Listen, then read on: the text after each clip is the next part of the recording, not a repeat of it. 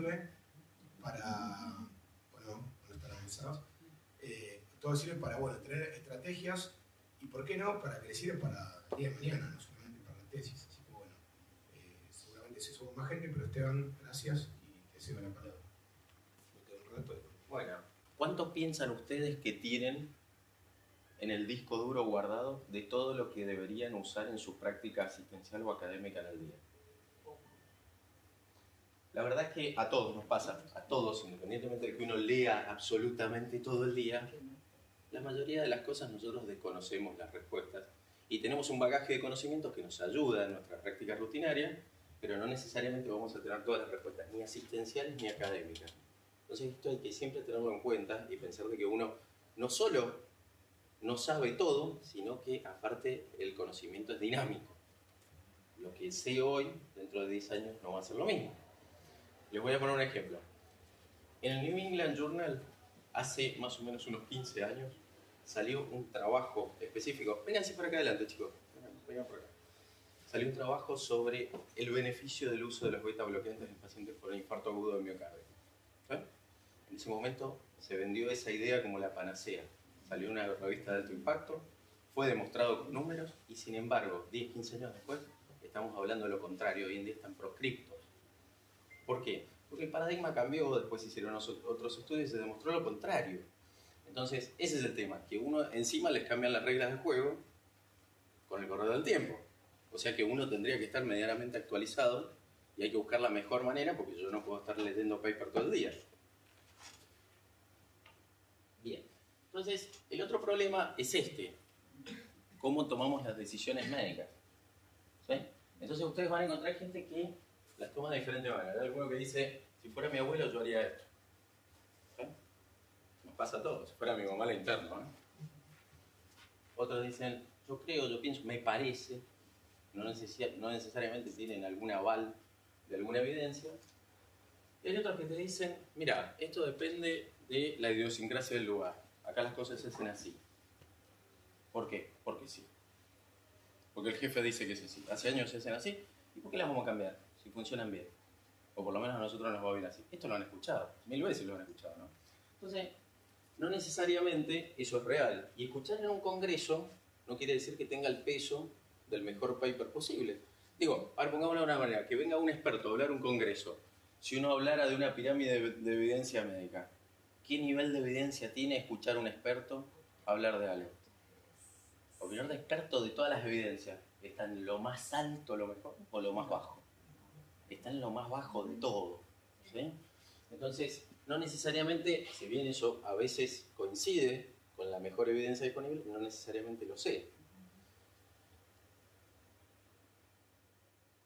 Entonces, la mayoría de las ¿qué es lo que pasaba históricamente? La mayoría de las decisiones médicas no se tomaban en base a las evidencias disponibles. Entonces se basaba en esto de las opiniones de expertos. Y en el tiempo lo que pasó, y les pongo esta frase, el nacimiento de la ciencia es la muerte de la superstición. Hay que, para primero uno empezar a pensar en este lenguaje, tiene que salir de cualquier pensamiento místico o reduccionista.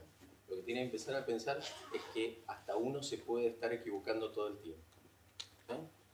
Entonces, y les pongo un ejemplo, que es esto. ¿Saben qué es esto? ¿Les suena? ¿Vieron estas imágenes alguna vuelta? ¿Alguna vez? Yo soy mendocino, así que tengo unos modismos que a veces les van a parecer medio raros. Estos agujeros, corresponden a trepanaciones de cráneo. Antiguamente, muy antiguamente en las tribus, lo que hacían era trepanar los cráneos para sacar los demonios de los pacientes. Los demonios no eran ni más ni menos que las enfermedades psíquicas. Era una especie de exorcismo. Hoy en día esto les parece algo arcaico, ridículo y demás, pero depende del paradigma del momento. En el momento era lo mejor que había. Y lo cierto es que esto hoy les parece ridículo, pero no hay muchas cosas diferentes en las decisiones que no están tomadas con lógica y basadas en un sustrato hoy en día en el 2017. Digo, si yo a un paciente le doy porque me parece tal cosa o porque mi jefe lo decía, no estoy muy lejos del pensamiento rector que tiene esta lógica. ¿Me explico? Bien. Entonces, lo primero que hay que hacer es pensar de otra manera. Entonces, un tema sobre estos paradigmas es que muchas veces, cuando nosotros tomamos las decisiones, pasa esto. A veces tenemos al médico de planta, que es el más canchero, el que te da una pelota, el que viene y que me ayuda, mi compañero. Y entonces tenemos a alguien que, por sus cualidades no técnicas, termina siendo un referente para mí. Y no necesariamente eso hace que yo tome las decisiones correctas.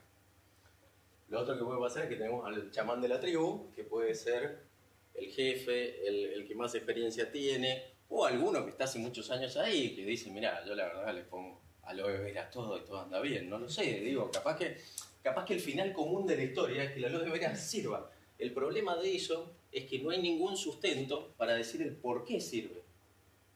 ¿Me explico? No quiere decir que las cosas no funcionen, sino que funcionen sin una lógica. Y eso es lo peligroso, porque después no se pueden aplicar a otras cosas. Esto tiene un audio, pero no dice nada. Entonces, veamos esto un momentito.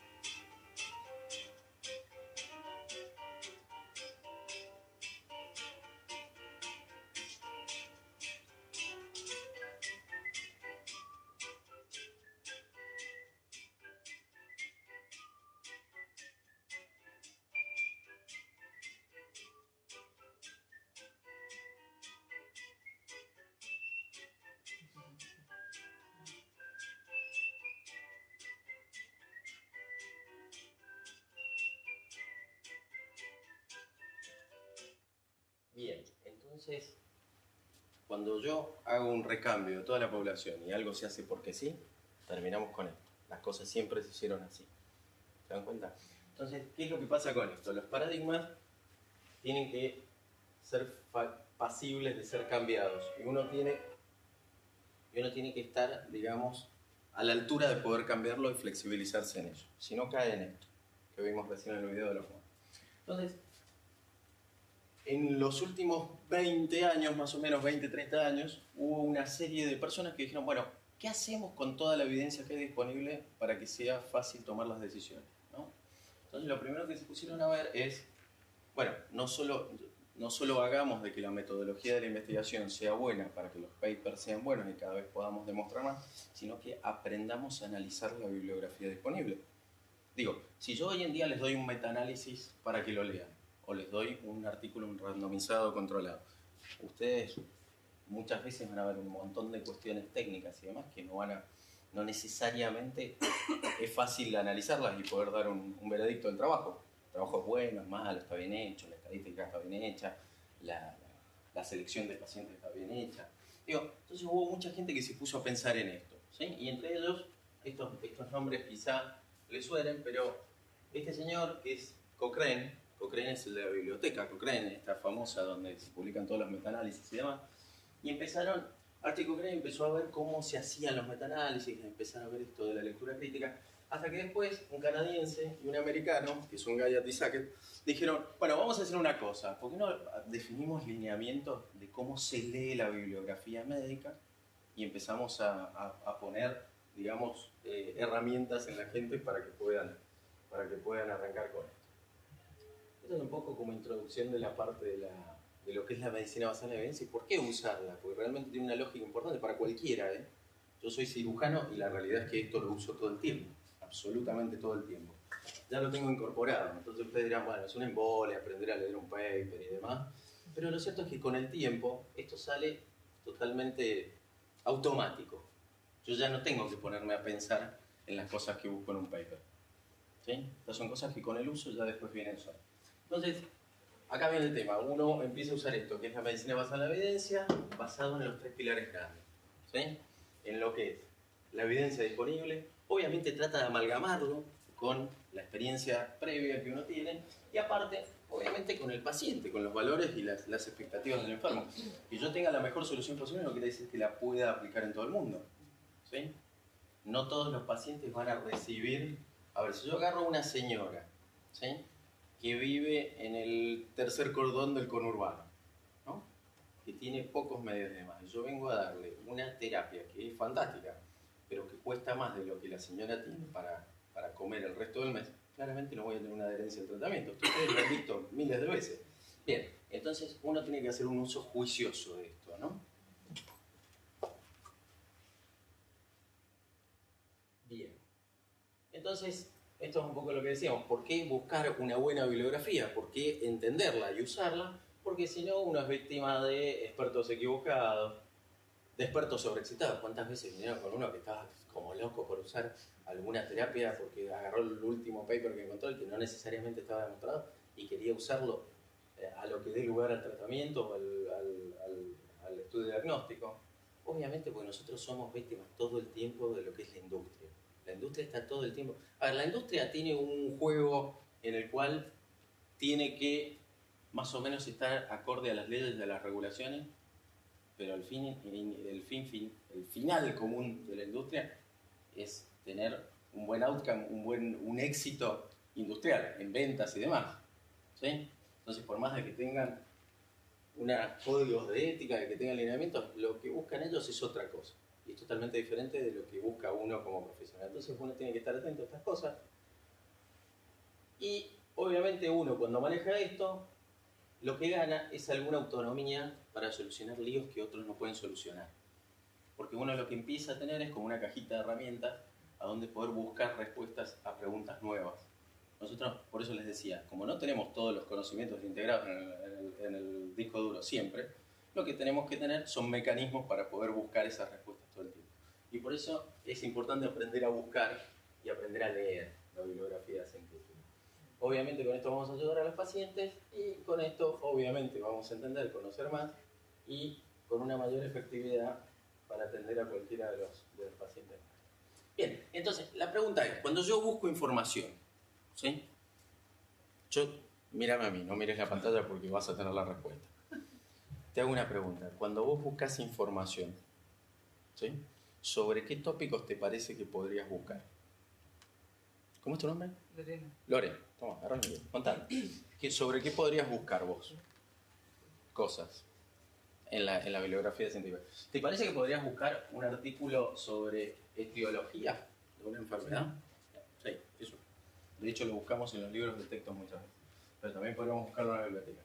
Ahora, te hago una pregunta. Si vos tuvieras que buscar un artículo para definir cuál es el mejor estudio que le tenés que hacer a tu paciente para definir si el paciente es diabético o no. Bien. También. ¿Y dónde lo buscarías? Ese también. Perdón, ahí. Tenemos dos. ¿Dónde lo buscarías? En un buscador. Bueno, ¿y por dónde arrancarías? ¿Cuál sería tu buscador? Buscador es como una palabra enorme. Yo tengo un grave problema que es que me entiendo el inglés, así. Bueno, bueno, ¿alguien se anima a contarme alguna alternativa más de dónde buscaría? En PubMed. Pásense el micrófono. En PubMed o en Cochrane o en... Yo lo que más busco son terapéuticas, que es lo que siempre hay controversia en el servicio. Ajá. La verdad es que lo más fácil, igual, es como te decía, buscar consensos de sociedades. Ajá. Que no sé si siempre, consensos de actuación, por ejemplo, yo trabajo en una clínica que es cardiológica de todas maneras, yo hago familiar, pero en esa clínica casi siempre son patológicas, que siempre es sociedad que tiene cardiológica. Consensos, claro. Ahora vamos a charlar de eso un poquito.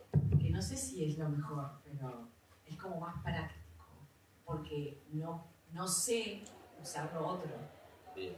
Y te hago una pregunta. Si vos quisieras saber cuánto vive tu paciente con insuficiencia cardíaca congestiva, que aparte tiene poco, ¿Podrías buscar algún No, artículo de eso? ahí en las sociedades, por ejemplo, no. Bien, sería- ahí está el tema, que parecería que uno tiene que encontrar, digo, si yo quiero buscar en una guía de práctica clínica, voy a buscar determinada cosa, Claro. que por ahí, si voy a buscar este paciente que digo, quiero ver cuánto vive mi paciente con EPOC, reagudizado, crónico, no sé, lo que fuera, con insuficiencia cardíaca congestiva, yo quiero saber cuál es el riesgo de la sobreinfección del EPOC que tiene ahora, o cuál es el pronóstico de vida o a mediano plazo que tiene, parecería que tengo que buscar en otro lado, ¿no?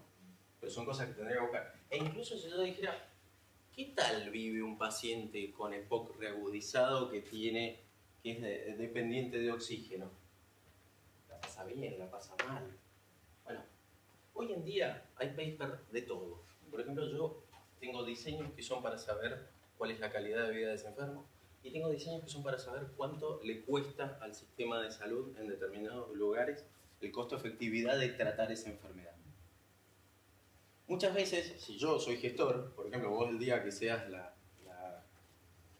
directora de esa clínica, algún día te va a venir el dueño de la clínica y te va a decir, doctora, dígame, ¿nos conviene tener a estos pacientes tratados con esto o no nos conviene? Y algún día vas a tener que tomar esas decisiones. Digo, nosotros que estamos a cargo de gente, además, 1000 veces nos dicen, che, esa cirugía que estás haciendo es cara, ¿hay que hacerla o no? Justificámelo. Esto nos va a pasar a todos en algún momento. Entonces, lo importante es tener en cuenta que todo esto se puede buscar en algún lado. Después tendremos que ver a dónde y cómo. Lo otro que les quería comentar, que el tema de buscar evidencia y aparte aprender a leerla bien, se ha demostrado en distintas publicaciones de que enriquece un montón la calidad asistencial. Y no solo a nivel personal del profesional que lo hace, sino a nivel global de las instituciones. Las instituciones que usan el paradigma de la medicina basada en la evidencia en general tienen mayores resultados, no mayores, sino mejores resultados de los que tienen otras instituciones. Y de hecho, y esto les debe pasar a ustedes, alguna vez han ido a un congreso y ven a una persona que luce como que sabe de lo que está hablando y está respaldada en evidencia y pueden agarrar a otro que simplemente hace una opinión desde un lugar que no está respaldado y fundamentado. Y uno lo ve a eso, uno sabe cuál es cuál, eso se ve a simple vista. Y de hecho, cuando uno, esto, y muchas veces a mí me pasa de ver, que me dicen, ¿qué te parece tal profesional? Y hay muchas veces que la respuesta es, me parece que sabes de lo que está hablando, y es una persona que está ilustrada en el tema, conoce, es un tipo leído. Estas opiniones ustedes las escuchan todo el tiempo. Y ojalá el día de mañana, por usar esto, lo digan de ustedes. Es preferible que digan eso a que digan lo contrario, sin duda. Entonces, miren, les voy a poner un ejemplo. Recordame tu nombre. Angélica. Angélica, ¿de qué te parece que se trata este paper? Screening de cáncer colorectal. Bien, parecería que es un estudio que tiene un diseño para evaluar estudios diagnósticos, ¿no? Fíjense, son todos estos que les voy a mostrar tienen diseño de metaanálisis, pero tienen distintas temáticas. Este es de estudios de evaluación de estudios diagnósticos. Este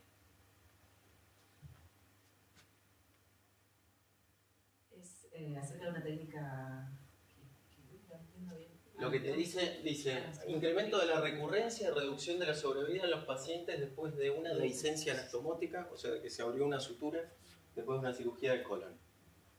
Ese es un estudio de pronóstico, simplemente. Un estudio que lo que hizo fue ver los tipos que se abrían versus los que no se abrían, a ver si algunos vivían más o menos.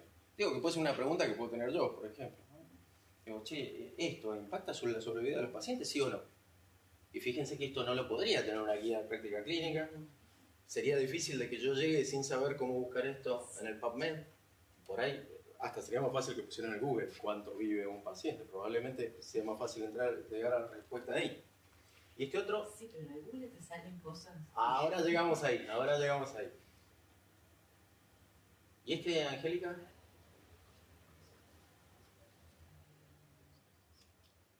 Es acerca de una terapéutica.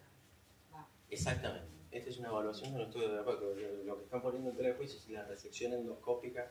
Fíjense, yo les puse una sola temática, que es la de cáncer colorectal, para que vean que con un solo tipo de enfermedad tenemos distintos tipos de publicaciones que evalúan distintas cosas. Pero vamos a agarrar al doctor que se muere por hablar con el próximo. ¿Y este? Recordame tu nombre. Santiago. Santiago. Y este mide AUCA, o sea, resultados a 5 años cirugía laparoscópica. Bien. ¿Y este de qué será? Lo dijiste vos, que evalúa resultados a largo plazo. ¿Eso cómo se llama? Esto, prospectivo, es estudio. En realidad es un estudio de riesgo y de pronóstico. El riesgo y el pronóstico se evalúan muy parecido. Pero básicamente lo que hacen es evaluar qué pasa a largo plazo con algo, ¿no? Que muchas veces nosotros nos lo preguntamos con un montón de enfermedades que tratamos habitualmente. ¿Qué es lo que le pasa a largo plazo a mi paciente diabético con la neuropatía? ¿Con esta medicación, sin esta medicación, con esta comorbilidad o no? ¿Sí? Entonces fíjense que de toda esa lista que yo les puse ahí parecería que hay un montón de estudios. Agarré una sola cosa, que son los cánceres de colon, y parece que todos podrían estar englobados en algún lado. ¿Y este, Santiago? Esto es costo-efectividad relativo a la calidad.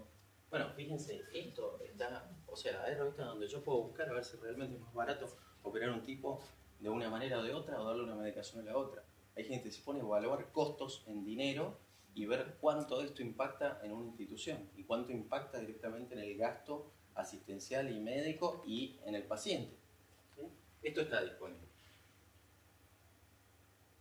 Y este último,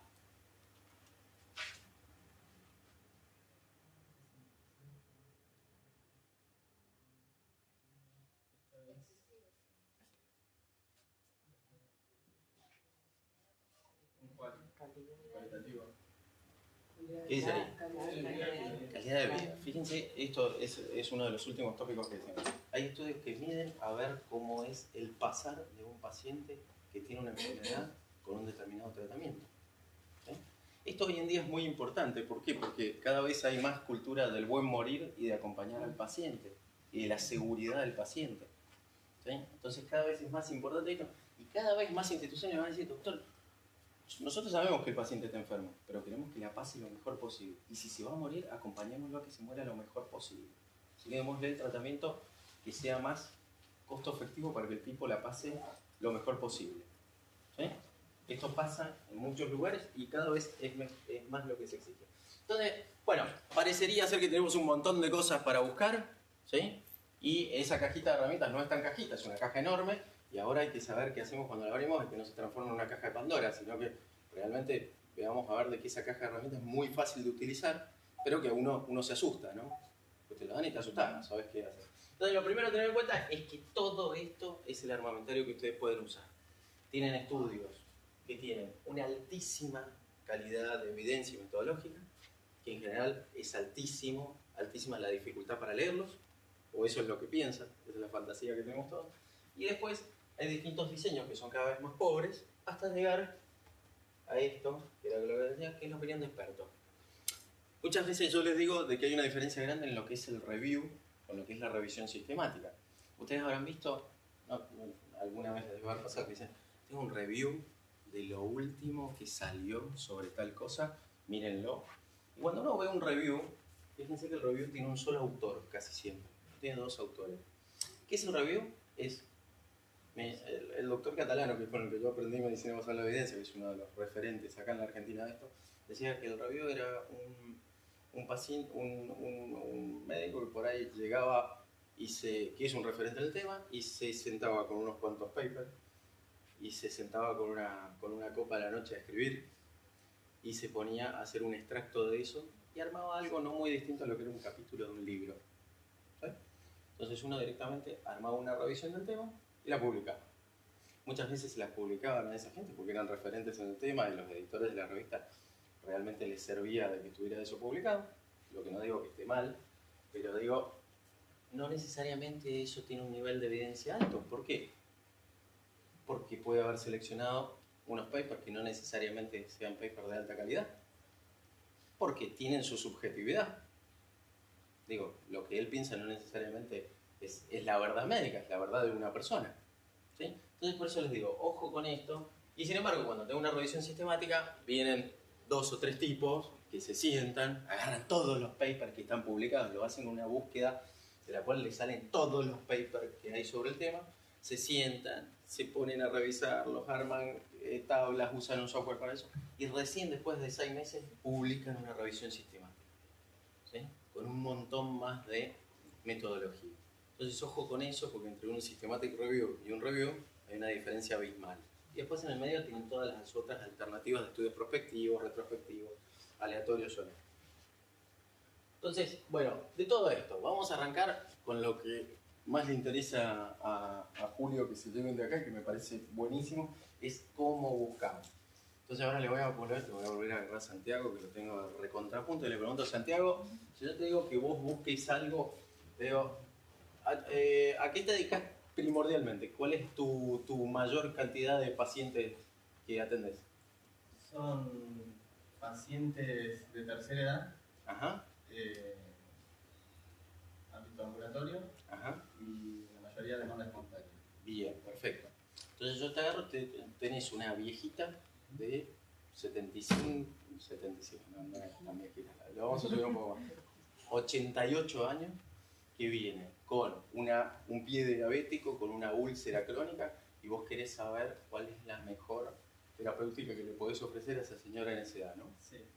Entonces, ¿dónde buscás? Bueno, si tengo la suerte de estar en un centro, bueno, ahora tengo esa suerte, acceso up to date, que es Ajá. información, digamos, ¿Todos saben lo que es el up to date? Bien. Voy a entrar y salir acá de... Bien, el doctor dice que él usaría esto. El up to date, para que ustedes se den una idea, el up to date es una gran base de revisiones de guías de práctica clínica. ¡Fua! Los maté con eso, ¿no? ¿Qué son las guías de práctica clínica? Son muy parecidos a los consensos societarios. De hecho, los consensos societarios son guías de práctica clínica, donde uno directamente puede usar el mismo ejemplo de esto. Voy a poner carcinoma. Entonces, directamente ellos ya tienen armado un capítulo entero que está basado en evidencia, con todo lo que tienen, ¿no? Son distintas a las revisiones sistemáticas porque lo que hacen es analizar todo lo escrito, incluso las revisiones sistemáticas, para hacerte algo similar a un libro de texto. ¿Cuál es el problema de esto?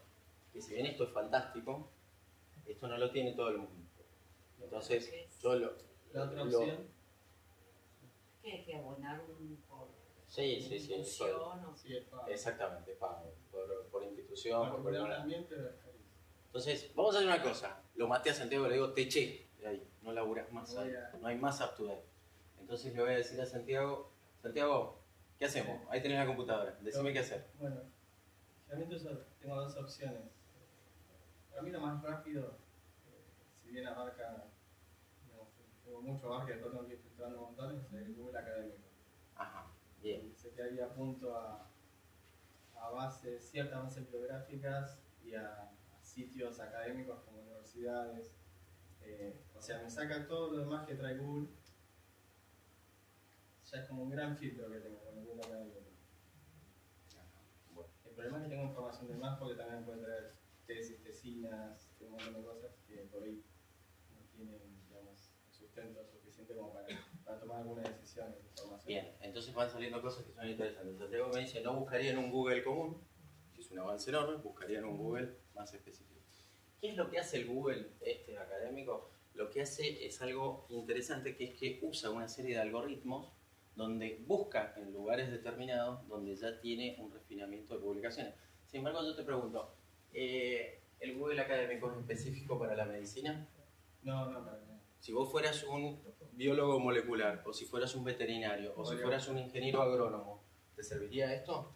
Sí, también. Sí, también. Entonces tenemos un problema, Sí. que sirve para un montón más de cosas y muchas veces no es tan específico como para lo que nosotros necesitamos.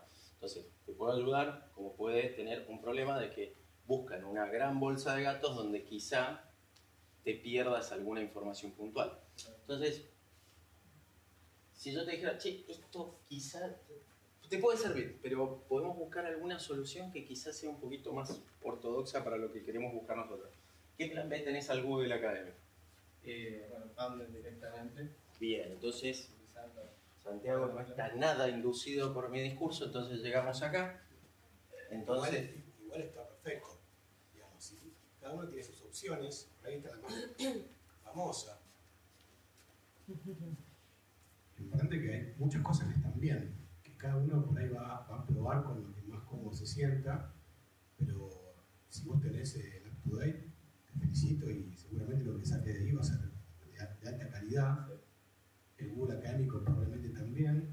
Vos dijiste antes que consultás directamente en alguna revista que te gusta leer, dijiste New England.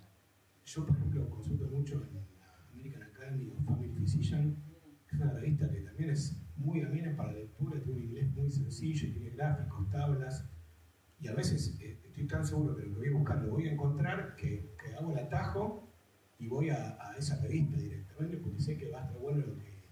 Ahora, si la pregunta es muy concreta, como dijo él, ¿cuál es la estructura que... y altísimamente probable que tenga que recurrir acá, digamos, ¿no? Entonces, pero digo, hay varias estrategias correctas todas.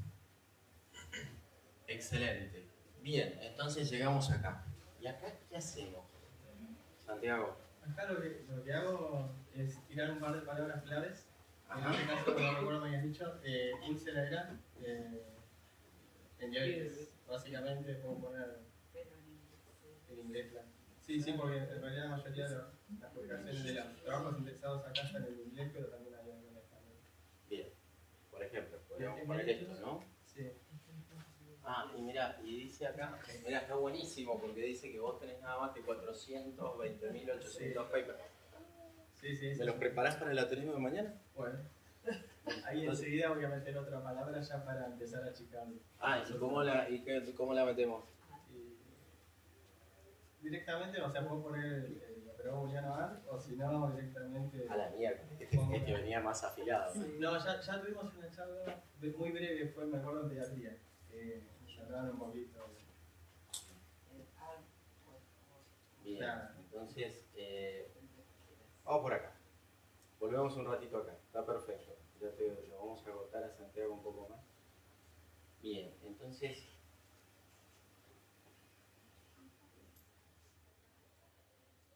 Yo les voy a proponer un ejercicio que vamos a hacer acá y después vamos a jugar un poquito con el buscador. Léete esta consigna en voz alta, Santi. Me comentaron que hay una técnica de meditación llamada mindfulness que es útil para en la reducción del estrés. Bien, bárbaro. Entonces, buenísimo. Entonces yo te propongo esto. Hagámoslo nosotros y decime cómo buscamos. Vamos a volver al PubMed. Bueno, buscaría si existe mindfulness. ¿Y dónde lo buscas? Directamente en el buscador primero. O en el Mesh una vez. A ver. Para buscar en el arbolito. Habla al no me acuerdo micrófono cómo porque se sí. hace. No me acuerdo cómo No. se hace.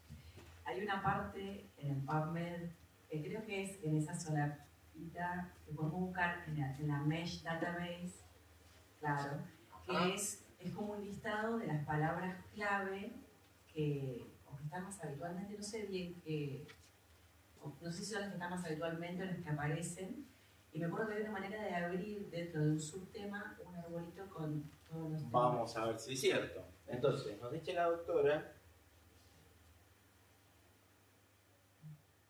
¿Cómo fuiste ahí a Mesh? Vuelvo a decir las Mesh Database. Aquí abajo hay toda una serie de recursos, que ahora vamos a ver para qué sirven cada uno, pero básicamente agarramos este que se llama Mesh Database, y cuando entramos nos lleva acá. Ah, bueno. Claro, desde ahí también podemos llegar desde la solapa de arriba del desplegable. Sí, exactamente. Entonces, vamos a poner nuestro objeto.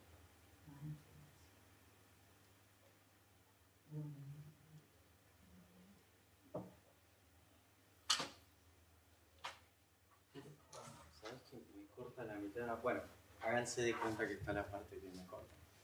Entonces, ¿qué es lo que pasa? Cuando yo pongo la palabra, esto empieza a buscar en todo un montón de palabras claves que alguien preingresó. ¿Sí? Y todas estas palabras claves, fíjense que cuando yo pongo el nombre, me dice, la palabra clave que tengo es esta, mindfulness, y me dice que hay una definición sobre eso. Incluso me dice cuándo se introdujo el término. En el 2014, o sea que es bastante cierto, que esto es bastante nuevo como publicación y como palabra clave. Y después acá me da toda una serie de opciones que yo podría buscar sobre esa palabra clave. ¿Sí? Entonces, fíjense que acá al costado,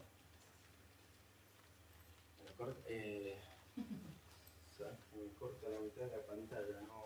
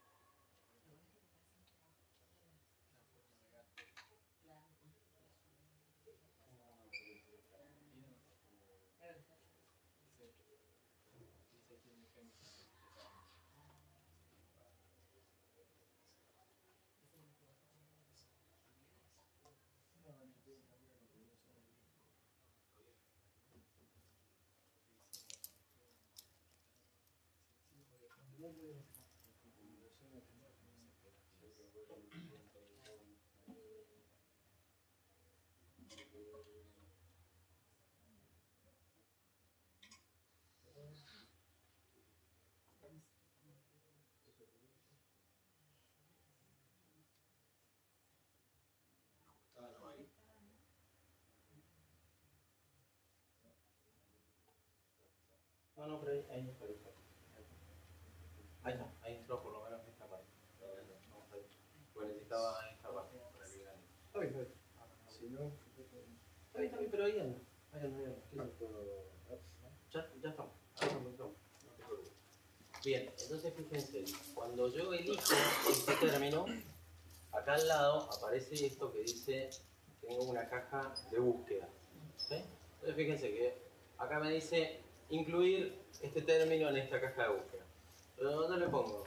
De que lo ponga, fíjense que aparece el nombre de este término, entre comillas, y entre corchetes la palabra mesh. ¿Es lo mismo que yo busque esto de esta manera a que lo busque como lo tenía antes? No. ¿Y por qué?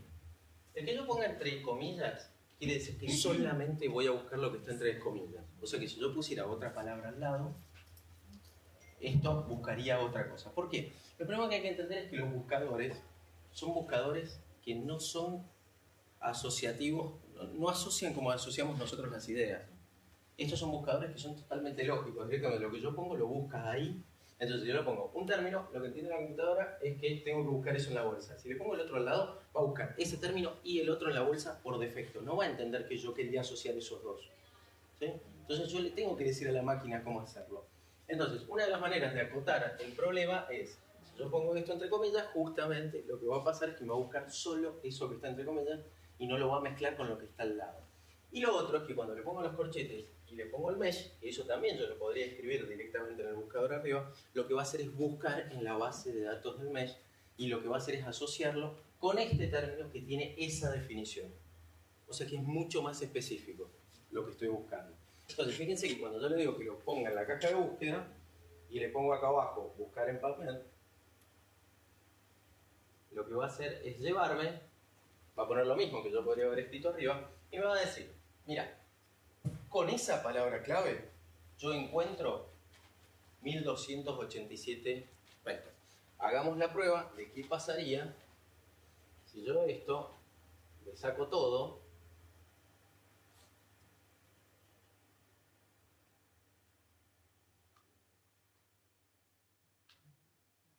Fíjense lo que pasó. Si yo no pongo eso, me fue a 4388. ¿Qué pasó en el camino? Que la máquina no entendió de que tenía que buscar los artículos que tuvieran eso como palabra clave. O sea, que si yo agarro un artículo que en el cuerpo del artículo o en el abstract dice de casualidad mindfulness, que es algo así como una traducción de atención plena, y lo dice en el contexto de un estudio que no tenga absolutamente nada que ver con lo que yo estaba buscando, también me lo va a meter ahí. Exactamente. Es la manera de acotar la búsqueda a lo que yo busco, ¿sí? Una pregunta. Sí. La palabra esa, el mesh, el subgidi, eso, ¿quién lo establece? ¿Lo establece cuando lo cargan Bueno, en las...? el PubMed, y está buena tu pregunta, así vamos de lo más grande a lo más chico. El PubMed es una parte de lo que es el Instituto Nacional de Investigación de Estados Unidos, ¿sí? Que a su vez tiene una parte que solamente hace lo que es aglomera lo que son las publicaciones biomédicas. Si ustedes entran al PubMed van a ver que hay una pestaña grande al costado donde ustedes pueden entrar a una base de estudios moleculares, a una base de estudios veterinarios, a una base que no necesariamente son lo mismo que lo que buscamos nosotros. ¿Sí? Entonces, nosotros buscamos ya directamente más adecuado a lo que buscamos nosotros. En el PubMed ya está la biblioteca donde suelen estar todos los artículos que son biomédicos. Biomédicos quiere decir que también pueden encontrar un estudio molecular hecho en ratas para la diabetes.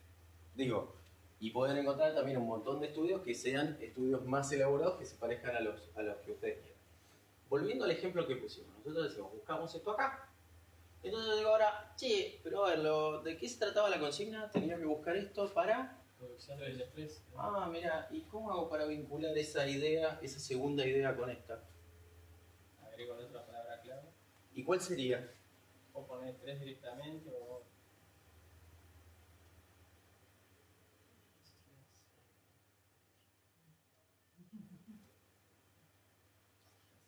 Ahora te quiero ver. Bien, dice acá, mira, dice, sí, yo tengo varias palabras claves que tienen incluida la palabra estrés, ¿no? Son 526. Entonces yo empiezo a buscar acá, tengo varias para elegir. Mira esta, estrés oxidativo. Buenísimo. No tiene absolutamente nada que ver. Entonces, pongámosle de que yo quiero ver el tema de estrés solo, ¿no? Entonces, te voy a poner un ejemplo más fácil, porque acá si no tenemos que buscar mucho.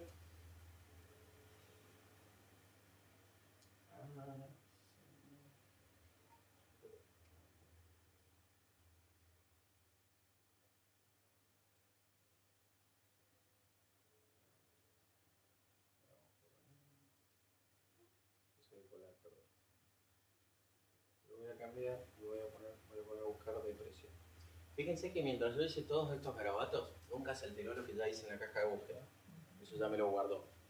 El tema es, yo podría buscar, por ejemplo, si yo quisiera saber qué es lo que pasa con esa técnica y los resultados en depresión, yo tengo varias alternativas acá para elegir. Y cada una tiene su definición. Fíjese, depresión, desorden depresivo, tal cosa, ¿verdad? Bueno, son varias. Yo acá puedo elegir la que quiera. Yo me voy a quedar con la primera a los fines, digamos, didácticos. Y el tema es cómo vinculo un término con el otro. Y acá viene el tema. Cuando quiero vincular más de un término, se abre una solapa acá en el medio que tiene un and, un or y un not. ¿Qué querrá decir eso? ¿Quién se anima? Esos son los famosos operadores booleanos. Ajá. ¿Y qué son? Sí, la lógica de la teoría de los conjuntos. Básicamente, me describe la relación que voy a tener entre dos conceptos, dos términos de búsqueda. Bien, perfecto, está contratado. Te lo dejamos. Bien, entonces como decía Santiago, esto es verdad. Esto usa la teoría de los conjuntos donde tenemos dos conjuntos y lo que haríamos es tener uno de nuestros términos mesh representado por el A y el otro por el conjunto B. ¿Qué quiere decir esto? Y si yo pusiera por separado el término mesh, mindfulness, y buscara, me salen esos 1200 y pico de artículos, y buscara por separado el término B, que es depresión, y me salieran otros 2000 artículos, yo tendría que ver la manera de qué es lo que pasa si yo quiero buscar los artículos que tengan ese término y este término, si quiero buscar los artículos que tengan solamente este término y que de ninguna manera me muestren los que tengan este término, o si yo quiero ver absolutamente todos los artículos independientemente del término de los dos que tengan. ¿Sí? Si yo quisiera conocer el universo de esas dos cosas, ¿cómo los vinculo? Entonces, el primer operador booleano, que es básicamente, para que ustedes lo entiendan fácil, son lenguajes que entiende la computadora para vincular términos, es el AND. El AND básicamente lo que tiene es que tienen algunas cosas muy puntuales. Estos tres es que todos se deben escribir en mayúscula y en inglés. Escribirlos en minúscula para la computadora es otra cosa. Ustedes tienen que entender de que escribirlos en mayúscula para la computadora es una cosa totalmente distinta a si lo pongo en minúscula. Digo, para la computadora esto es minúscula, la silla, y esto es mayúscula. La computadora no entiende lógicamente lo que es mayúscula y minúscula. No lo entiende. Entonces, directamente esto hay que tenerlo presente. Entonces, si pongo el ad, lo que me va a buscar son los papers que tengan los dos términos mesh. Y solamente eso. Y me va a excluir los que tengan solo depresión y solo mindfulness. ¿Qué pasa si yo quiero utilizar y ver, si yo estuviera haciendo una revisión sistemática, yo, la verdad, quiero ver todo lo que hay publicado sobre mindfulness, pero todo lo que esté publicado de depresión, y aparte quiero ver los que tengan los dos a la vez. Tengo que usar otro operador booleano que se llama OR, ¿sí? Que dice que ven que entre todo, o uno o el otro. Debería tener muchísimos más papers que en la primera búsqueda. Ahora vamos a ver si sí. Y el tercer operador booleano es el que usaría si yo dijera, por ejemplo, yo diría, a ver, voy a buscar artículos sobre pie diabético.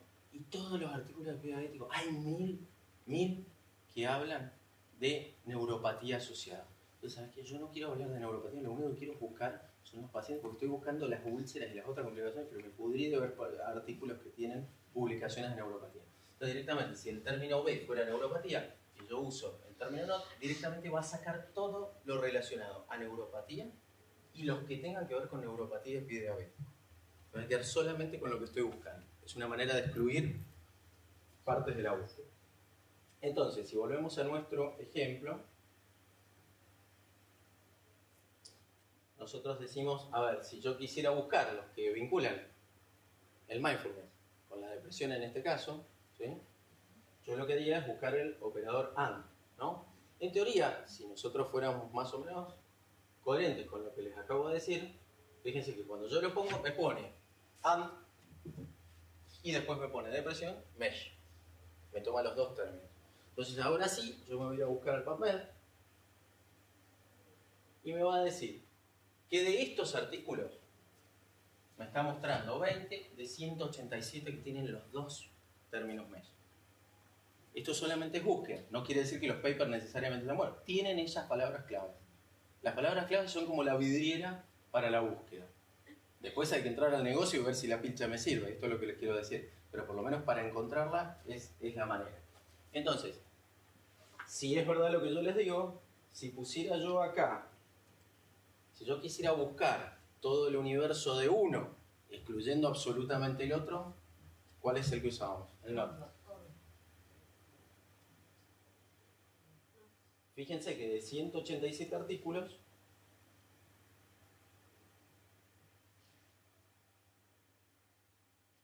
pasamos a 1100.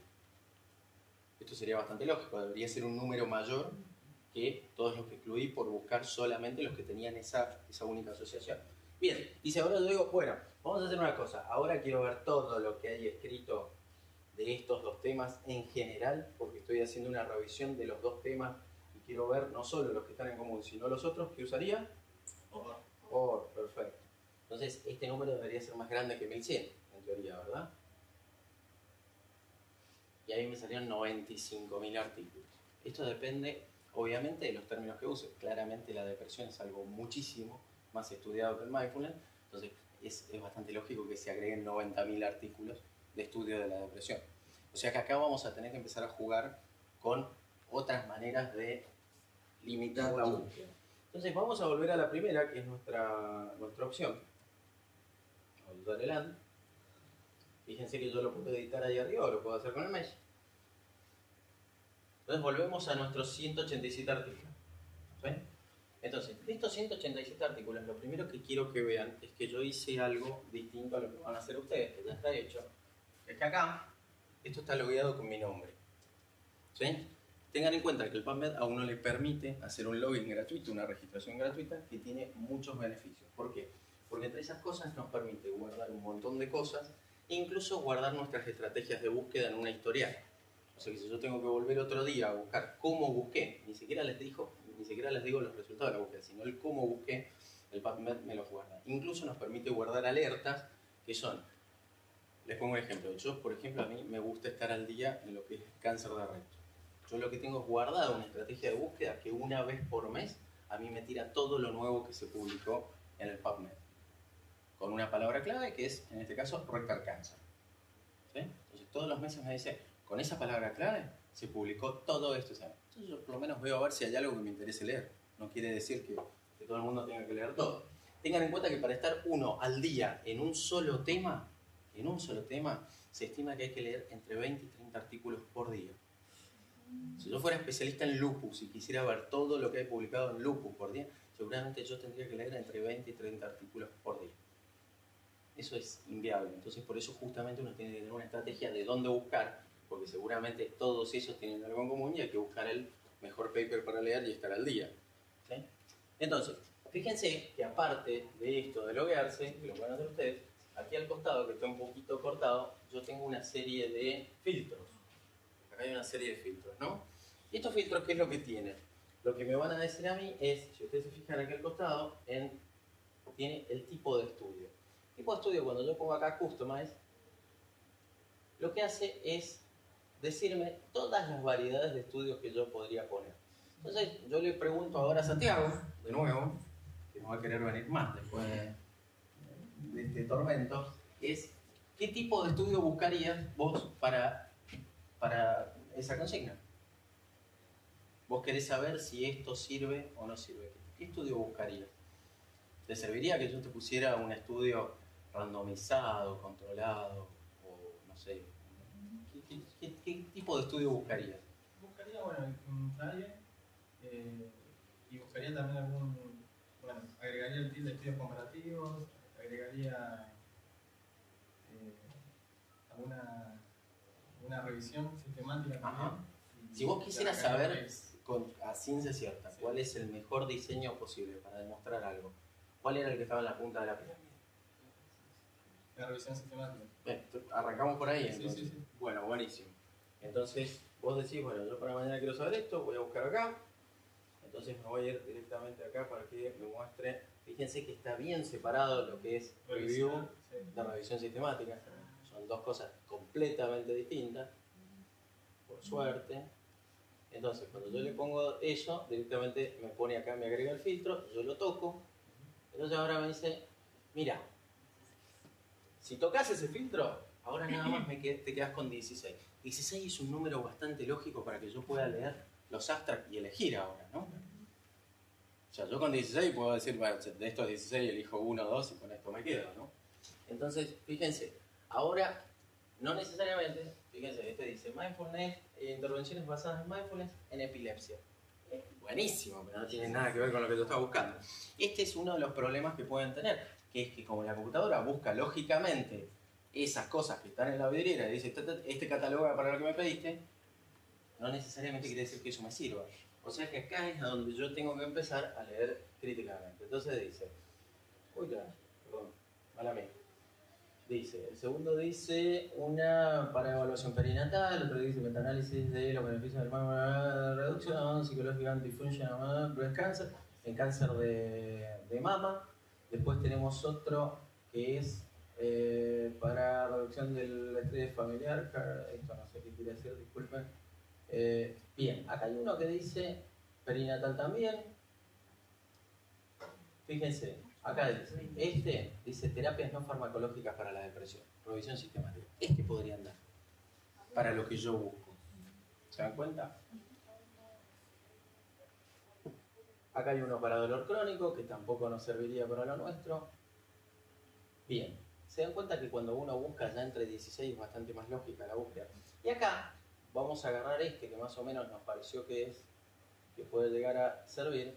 Cuando yo toco esto y entro, fíjense que lo que me va a abrir, perdón por esto que está cortado, siempre tiene la misma estructura. Nos va a mostrar un título, una cita, que es la cita de la revista de las distintas bibliotecas, los autores. Esto es interesante porque fíjense que cada uno de los autores también está indexado. Indexado quiere decir que está en la base de datos como si fuera esos términos medio.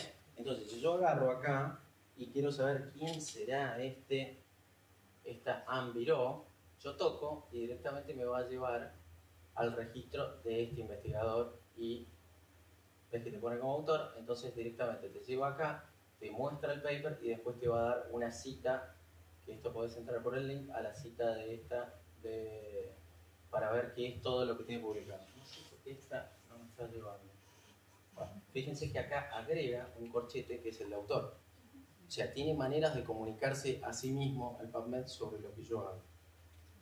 Bien, vamos para atrás para seguir con el tema de los filtros, que es lo que me interesa que ustedes se lleven hoy. Bien, entonces yo tenía acá, ya tengo 16, y fíjense que acá al costado, ¿sí?, tenemos otras maneras de hacer los filtros. La primera es ver, si yo quiero ver artículos que tengan solo el abstract, que tengan aparte en el PubMed el texto completo y gratuito, y otros artículos que simplemente está el texto completo disponible, pero es pago, o sea que me va a llevar al link. Fíjense que cuando yo agarro cualquier paper, este por ejemplo, acá lo que hace es ponerme los links para ir a los artículos. Hay algunos que están en bibliotecas gratuitas, como puede ser este caso, que es el de el PubMed Central, donde directamente yo ya entré al paper. Acá está el paper completo. Incluso lo puedo bajar en PDF. ¿Sí? Hay otras tantas que son pagas, que después les voy a contar algunas estrategias que hoy en día están disponibles para utilizar. Entonces, les decía, perdón, me fui. Entonces, siempre el abstract tiene obviamente su cuerpo, y abajo tiene algo interesante que es el número de rastreador. Fíjense que acá abajo hay un número de PubMed Central, un número de PIMC y el número de hoy, que son con los números que yo puedo buscar el artículo.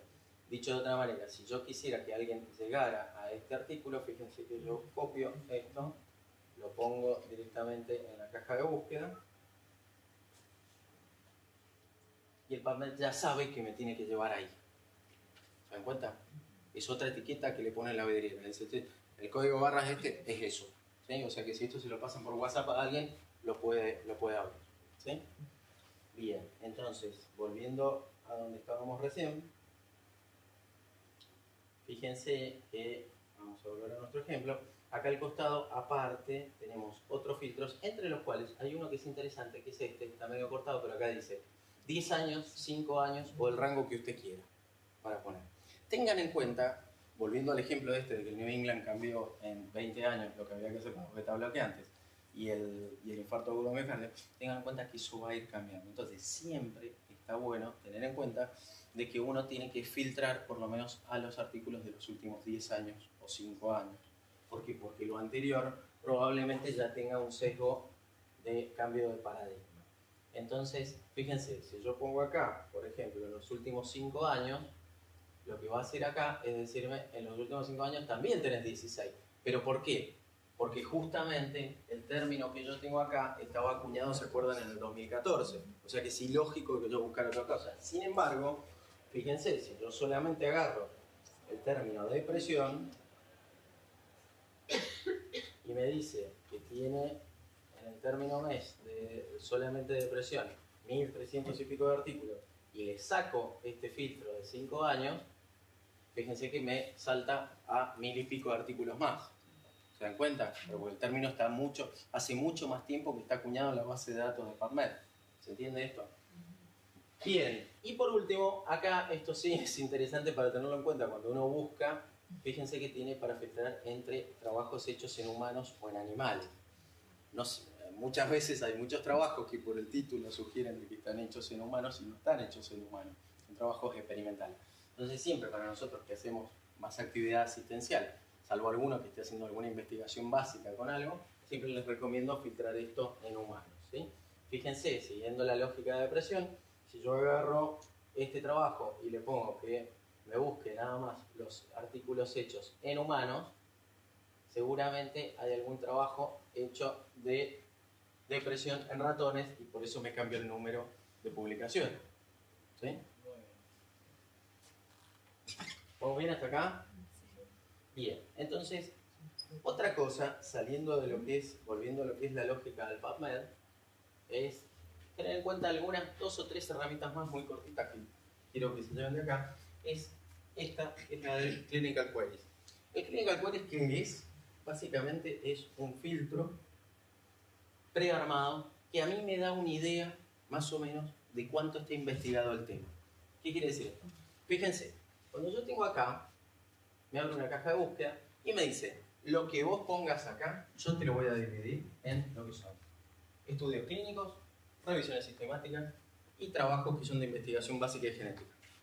¿Sí? Entonces vamos a ver si eso es cierto. Yo le voy a poner el mismo término, perdón, se me acana.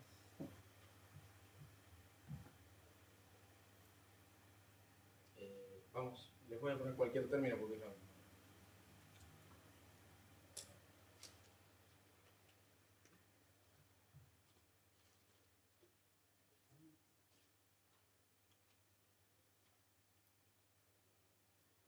Buenísimo, entonces fíjense, yo le puse cáncer de colon y entonces acá me dicen, mirá, clinical trial hay 28.000 y pico. Revisiones sistemáticas hay 1.700 que tienen ese término. Y aparte, estudios genéticos de investigación básica hay 25.800 más. Les cambio, fíjense, esto es una palabra que seguramente ustedes se imaginarán que está muy estudiado y hay muchos papers sobre el tema, y vamos a volver a la nuestra.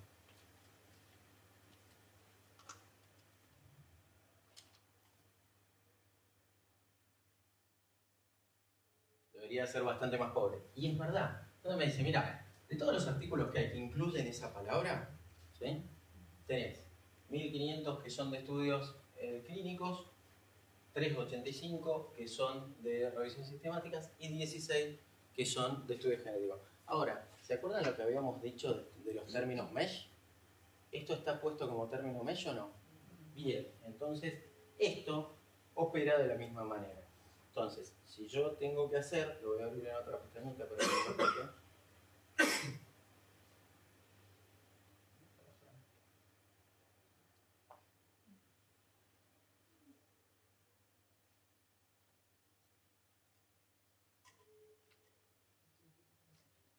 Vamos a usar este que está puesto.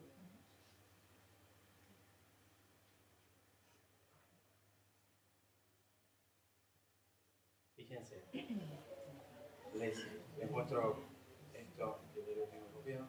Si yo pongo depresión sin utilizar el término MESH, me va a salir esto. ¿Qué es lo que hizo la computadora? Buscó en todos los estudios que decían depresión en algún lugar. Podría haber sido depresión respiratoria, ¿sí? No lo buscó como término MESH a la palabra depresión. Sin embargo, cuando yo le pongo la etiqueta esta del término MESH, fíjense la cantidad de artículos que van a salir. Ah, buenísimo. Hacen las mejores familias, chicos.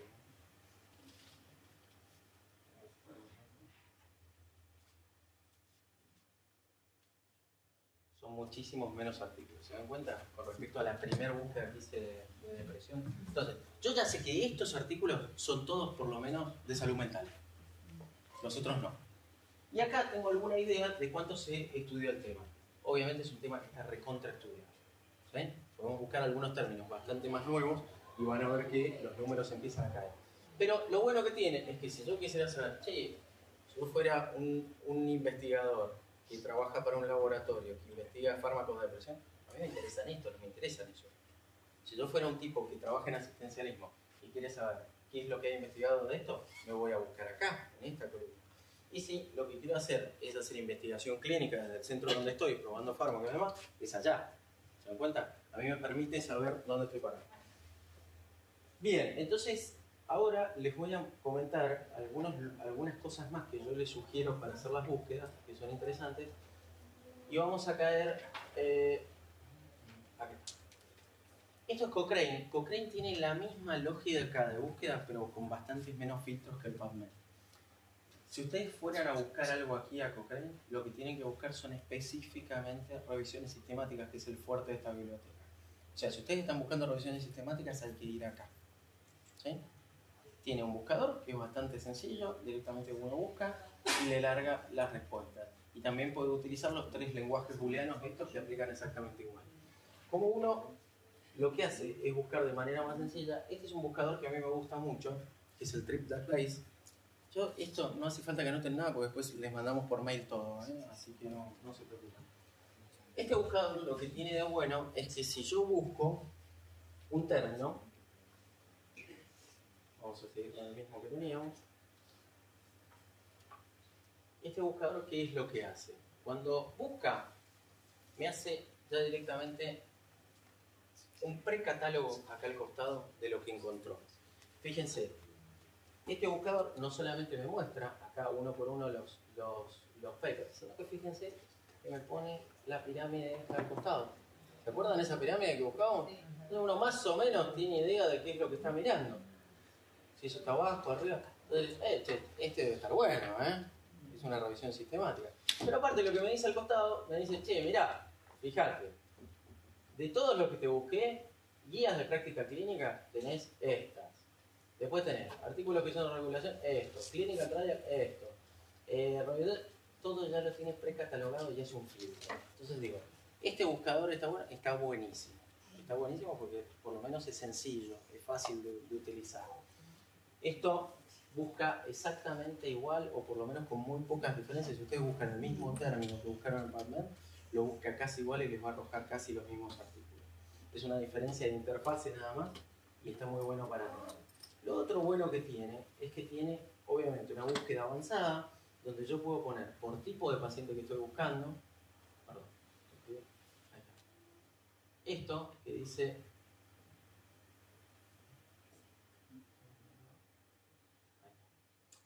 que dice Pico Search. Pico es un acrónimo que se refiere a una palabra que se utiliza para hacer las búsquedas en las revisiones sistemáticas, que quiere decir población, intervención, comparación, y la O es de outcome, que es de resultado. Cuando uno hace una revisión sistemática, en general está poniendo en juego, en tela de juicio, una intervención, la contrasta contra una que ya se hacía, que era el estándar para ese momento, y lo que hace es evaluar resultados. ¿Sí?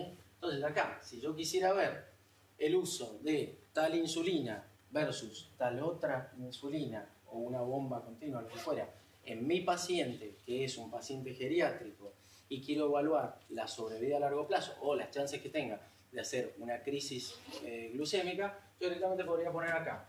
En pacientes podría poner adultos mayores, la intervención a ver es justamente esta bomba de insulina, pongámosle, en comparación contra la intervención de base, que en este caso podría ser, no sé, la insulina porcina, pongámosle. Yo no me dedico a esto, por eso capaz que es un disparate lo que digo.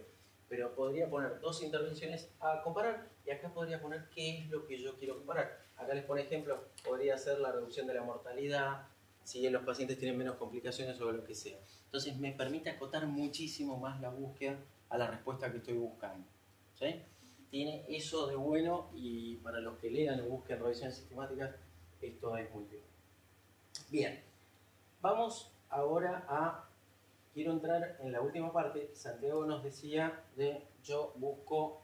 No, decía Evangelina, ¿no? Angelina, perdón. Santiago y Angelina nos decían yo busco acá o busco en consenso societario. Entonces quiero llegar a esta última parte que son las guías de práctica clínica. ¿Sí? Las guías de práctica clínica son un montón de repositorios donde hay un montón de personas que han consensuado y que son referentes, que hacen un solo documento que dice cómo manejarse clínicamente en determinadas situaciones. ¿Sí? Hay distintos tipos de guías de práctica clínica y las guías de práctica clínica son diferentes según el medio donde se hacen. Pongámoslo de esta manera. ¿Es igual lo que dice un consenso de expertos de la Asociación Americana de Medicina de Familia, que atiende pacientes de medicina de familia que están en Manhattan, Nueva York, a los que pueden atender en Lima, Perú, o los que puedo atender yo en Florencio Varela? ¿Sería igual? No, hay un montón de cosas distintas, un montón. Entonces, ¿qué es lo que tienen? Que uno tiene que pensar, primero que nada, en las diferencias que hay demográficas y del sistema de salud local. Entonces, ¿a qué voy con esto?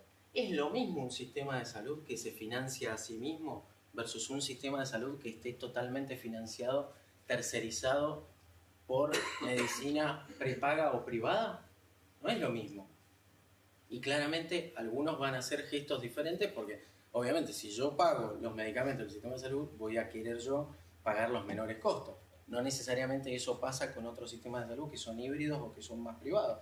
Entonces, esto hay que tenerlo en cuenta porque depende. ¿Quién me dice cómo actuar? Yo voy a actuar, pero teniendo en cuenta el medio de donde se hizo. Entonces, les voy a poner algunos ejemplos. Esta es el NCCN, que es el National Comprehensive Cancer Network. Es un repositorio americano. Ya eso ya lo tienen que saber de base porque así es como se trata el cáncer en Norteamérica. Está consensuado con un montón de papers del mundo, Europa y demás. Esto es bastante global, pero está hecho por americanos. ¿Qué es lo que quiere decir? Que probablemente la disponibilidad de drogas oncológicas que tengan allá no son las mismas que hay acá. Y eso pasa. Hay drogas que allá están en primera línea que acá no están y viceversa. Entonces, ¿qué es lo que tiene de bueno esto? que es que, por ejemplo, si yo quiero saber cómo tratar a mi viejita que tiene un linfoma o a ese paciente que estoy siguiendo, que yo lo veo porque tiene broncoespasmos, pero aparte tiene un linfoma y quiero saber dónde está parado el paciente, fíjense que acá yo puedo entrar y me dice...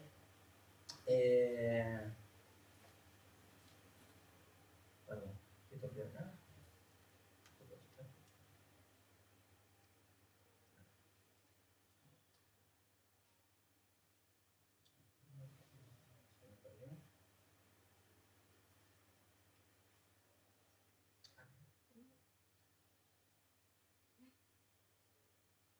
Bien, fíjense, incluso acá yo puedo buscar, les pongo cualquiera de mis datos, dijimos recién un linfoma, habíamos dicho, perdón, ¿no? Pongámosle que fuera un linfoma Hodgkin. Entonces directamente este lugar ya tiene prearmados un montón de documentos donde si yo abro tiene incluso las guías en PDF ya prearmadas. Esto tiene un logueo, cuando ustedes se loguean, a ver si está guardada mi clave, espero que sí, así les puedo mostrar cómo se abre. Me va a bajar directamente un documento, que fíjense qué bueno que está esto. Ya lo abre. Un segundito de paciencia. Cuando me abre un PDF que es inteligente, entonces directamente este PDF yo puedo utilizarlo para ver desde quién lo hizo. En general son todos referentes mundiales los que los escriben. Y después tienen un montón de cosas donde, fíjense, si yo digo, esto es para enfermedades oncológicas, tiene toda una parte que es, fíjense, si yo quisiera saber justamente qué es lo que hago con el paciente que es refractario al tratamiento del linfoma Hodgkin, directamente tiene todo armado tipo algoritmos. Y esos algoritmos me van llevando a diferentes lugares. Entonces, después de seguir el drag, me lleva al follow-up de ese paciente y después me lleva a todos los trials y está todo totalmente actualizado cada 6 meses. Lo interesante es que todo esto que está hecho como algoritmos, si uno va al final del documento, todo esto está explicado en prosa. O sea, está todo escrito. O sea que no hay mejor alternativa hoy en día para estudiar o tomar decisiones de cáncer que esto. No hay mejor alternativa hoy en día. ¿Sí? Eso está todo consensuado con ASCO y con otras sociedades de referencia. Así que, por ejemplo, si fueran a tomar decisiones de enfermedades oncológicas, las guías de práctica clínica son... Volviendo a la pregunta inicial, ¿para qué me sirve una guía de práctica clínica? Es para tomar decisiones asistenciales. Nada más. ¿Sí? Obviamente me puede servir para estudiar, pero va a servir principalmente para eso. Otra de las alternativas que tenemos es, por ejemplo, fíjense, esta es la de la Sociedad Americana de Clínica Médica o de Medicina Interna. ¿Qué es lo que tiene esto? Esto sirve para todo lo que es la parte de medicina general. Si ustedes acá van directamente al buscador, van a tener varias cosas acá, de las cuales tienen, en recursos prácticos, tienen las guías de práctica clínica. En particular, a mí, esto es una opinión personal, a mí no me gustan mucho algunas guías americanas y prefiero guías como las del NICE. Esta, por ejemplo, que está acá, es una guía que también es americana y si yo tuviera que buscar algo de índole clínica y no tuviera acceso a un up-to-date, que es lo que decía el doctor, que está buenísimo, buscaría acá. ¿Por qué? El sistema de salud que tiene el NICE está hecho, viene del Reino Unido. ¿Sí? El Reino Unido, como ustedes saben, el sistema de salud de Londres y de todo Gran Bretaña, el Reino Unido, está pagado totalmente por ellos. O sea que a ellos no les da lo mismo hacer una intervención que no sea costo efectiva. Dicho de otra manera, que tenga la mejor efectividad para su población con el menor costo. O sea que lo bueno que tiene el NICE es que realmente son guías realmente buenas y tienen una lógica muy buena poblacional. Eso es una opinión mía, ¿eh? No quiere decir que las otras sean malas, pero si yo tuviera que buscar, arrancaría más por acá. Y por último, ya terminando, tenemos esto, que son una adecuación, que es una mezcla de lo que son guías de práctica clínica, pero son de gestión privada. Hay dos grandes, uno es el UpToDate y el otro es el Dynamed, que son bibliotecas de repositorios. Y lo interesante que tienen es que no todas las guías de práctica clínica tienen necesariamente algún sistema de medición de la evidencia. Y acá me voy a detener en una sola cosa, que es que cuando ustedes, por ejemplo, esto lo tengo que sacar de acá. Un segundito.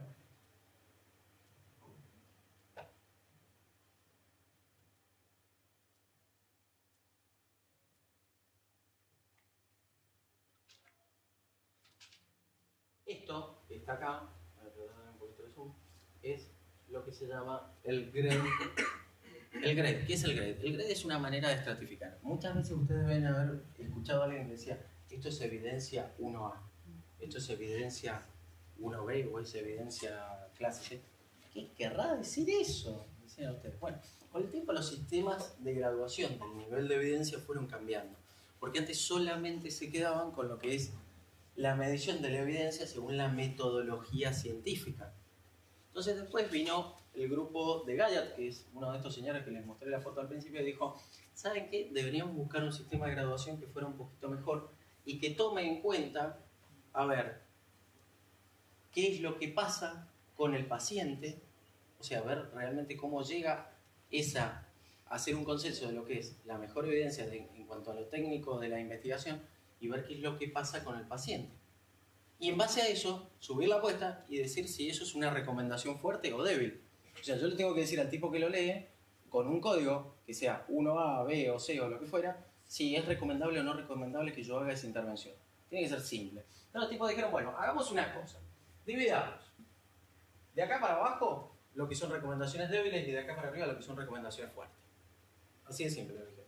Entonces dijeron, bueno, vamos a utilizar todos los que sean, los de arriba van a ser los 1 y los de abajo van a ser los 2. O sea que todo lo que diga evidencia 1 algo, que sea A o B o C, son recomendaciones fuertes. Después veremos cuál es la diferencia entre las tres. Y todos los que sean 2 son recomendaciones débiles. ¿Qué quiere decir? Que yo lo puedo hacer muy avalado por los resultados o por la metodología y estaría más o menos bien. Y lo otro, la verdad, podés hacerlo si querés, pero no es lo más recomendable. ¿Por qué? Porque no tiene sustrato ni siquiera de resultados clínicos o de metodología. ¿Cuál es el problema de esto? Que todo lo 2 no es malo. Y ahora les voy a poner un par de ejemplos. Si yo agarro un 1A, que sería la mejor evidencia, ya termino. Yo agarro, el 1A es una recomendación alta, ¿pero por qué? Porque te dice, primero que nada, que los beneficios superan claramente los riesgos y los otros te dice, están basados en estudios randomizados controlados o lo que está en la punta de la pirámide, esa que decía. Entonces después te dice, en cuanto a las implicancias clínicas, que es esta otra pata que les decía, la recomendación es fuerte, se puede aplicar a la mayoría de los pacientes y en la mayoría de las circunstancias sin ninguna reserva. O sea, si usted lo hace, eso va a estar bien y no va a tener problemas. Sin embargo, cuando yo me voy al otro extremo, que es el 2, dice lo contrario, dice la recomendación es débil, la evidencia es de calidad, perdón, me fui acá, perdón. Vamos acá. Recomendaciones débiles.